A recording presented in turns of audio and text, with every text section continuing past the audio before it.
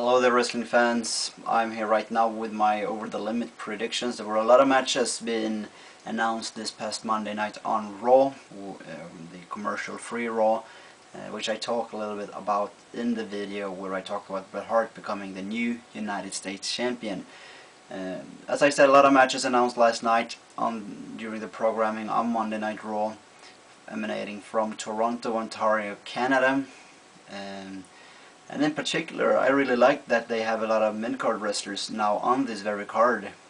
We have, over the last couple of years, seen a lot of main eventers taking up a lot of space on the pay-per-view cards, and especially since they dropped these single-branded pay-per-views and made them all, well, tri-branded and, as of now, dual-branded. And, well, I've been longing for this, and this is perhaps the right time to do this. We have Batista on his way out from the WWE. We have Triple H, currently injured and currently filming his role in the movie Killing Karma, that I believe changed name, I don't remember to what. And you have Shawn Michaels recently retiring. The Undertaker only working a few dates here and there, very sparingly. He showed up this past Monday night on Raw. Completely unexpected for me, because I haven't read anything in the dirt sheets. I don't know if it even was there. It was just as unexpected to me as seeing Virgil showing up. The original Virgil, I never thought we would see that. I thought more or less he would have been disgusted with the current storyline in the WWE, with Ted DiBiase seeking for a new Virgil, a replacement of sorts, suitable replacement, carrying his bags and simply being his messenger boy and cleanup guy. So, well, with that in mind, we could start with that match. Ted DiBiase Jr. going one-on-one with R-Truth. I don't know if this will be for the $1 Million Championship. I hope it will, because that makes it more interesting. Nevertheless, I'm pretty confident that Ted DiBiase will win this. He is on a roll right now. They are slowly and progressively building him up to become a major role player in the WWE. He main evented last week's on Raw, teaming up with Edge against Randy Orton, and when they announced the Pick Your Poison bouts, I was pretty confident that he was going to be the guy to face Randy Orton, because that would truly been Randy Orton's poison. They have a very infected past, so to speak, but didn't turn out to be that. So, well, still, Ted DiBiase Jr. will win this match. Eve versus Maryse was also announced. I hope and I believe, for Eve's sake and for the sake of the championship, that she retains. I like lengthy title reigns. People complain a lot about Eve Torres not being that good of a wrestler. I still think she's doing pretty well, considering the lack of experience she's got. She has only been into the business for about 3 years, and personally I like when I see a Diva Search winner taking the wrestling part of the reward very serious, as she does. She's going in there to be a competitor. She is a good athlete, and I think she can evolve and become really good, and later down the road I think she's sufficiently good already. I believe that, as I said, Eve Torres will win this match. Drew McIntyre is still the Intercontinental Champion. What a drama this is.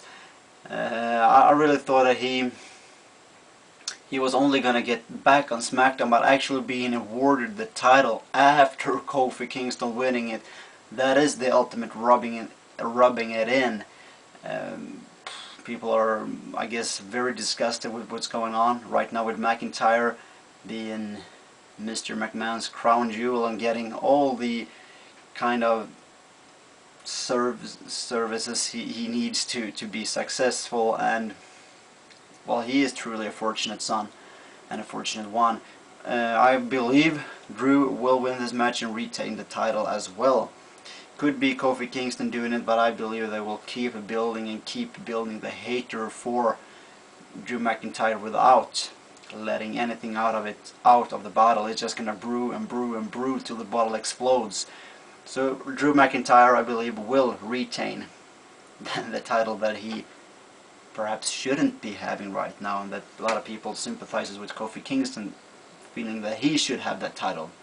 We could go right on to what might be the main event, the I Quit match between John Cena and Batista. Seeing as this is Batista's last match, I really can see any of these competitors really saying I quit and uttering those words.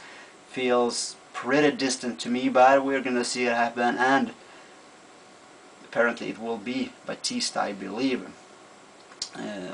Everything indicates that it will be him leaving the WWE right after Over the Limit. The odds were at first that he was going to leave right after Extreme Rules, but seemingly it's going to be right after this Over the Limit pay-per-view. So John Cena retains as well. Jack Swagger versus Big Show.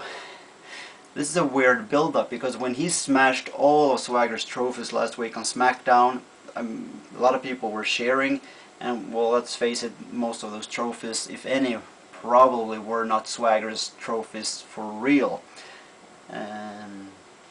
I mean, how can someone find the time to be as talented and trained to win as much as he had done in all those different sports?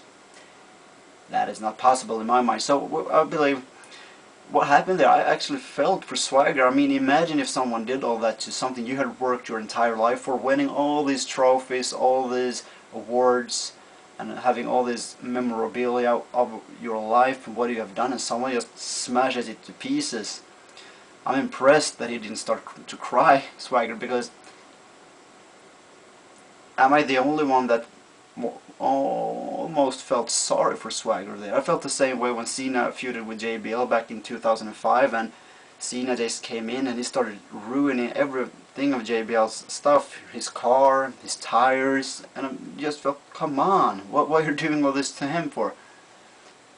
And in my mind, on this past week's edition of SmackDown, Swagger hadn't done anything. Yeah, he was bragging a lot, but still, having your entire life smashed to pieces isn't really something I wish upon anyone, unless they have done really much harm to me. So, to me, a little bit of a weird build-up right there. We have the Hart Dynasty. I believe they will retain against the Miz and Jericho. Where will this leave Miz and Jericho? I don't know, but I think the Hart Dynasty is on a huge momentum right now, especially with Bret Hart winning the US title. I don't know where they're going with that. I don't know if I'm a fan or if I'm not a fan. I like to be a fan because I'm as a mark. I loved it. As a smart, as the boring part of myself, I don't see that they can go on that long with this storyline and with Bret Hart as the champion. Perhaps he will forfeit the title and relinquish it. We'll have to see what turns out from that. And we also have Rey Mysterio versus CM Punk. We have seen Rey Mysterio putting his livelihood on the line, saying if I lose I will become part of the Straight Edge Society. We saw that at WrestleMania. Then we saw CM Punk putting the hair on the line at Extreme Rules, and now finally they're gonna put it all on the line at the same time. So something has to give here. Either we will see Rey Mysterio join the Straight Edge Society, or CM Punk will get shaved bald. Well, I am somewhat confident, and I sure as hell don't hope that CM Punk gets shaved bald, and I know a lot of people out there agree with me. Please, CM Punk, WWE management, book CM Punk as the winner. That's a boring way of speaking of it, but I really hope CM Punk wins this match, and I hope that he will have his hair and his beard, because he looks absolutely very good with it, and he would look like a joke without it, and it would completely diminish his role as the savior. WWE is portraying him like this to look somewhat like Jesus, the ultimate savior as we know him. So that's the way they're trying to book him, and well, it will completely undermine his authority if they shaved him. I believe this is all matches. Yes, it is all the matches as of now. It's about 8 matches, and could be more, could be less, but I think 8 matches is going to be the final total. We won't see JTG versus Shad at this pay-per-view as well, and even though they have a rubber match in the makings, I believe, because they have wrestled twice and won one match each, and Shad looks impressive. He won last week on SmackDown, I believe, or Superstars, a match as well. JTG is teaming up with MVP, so it could be them just walking separate ways right now. This has been my Over the Limit predictions. Check out my review of Bret Hart winning the United States title at Raw. Thank you for watching, and well, have a nice day.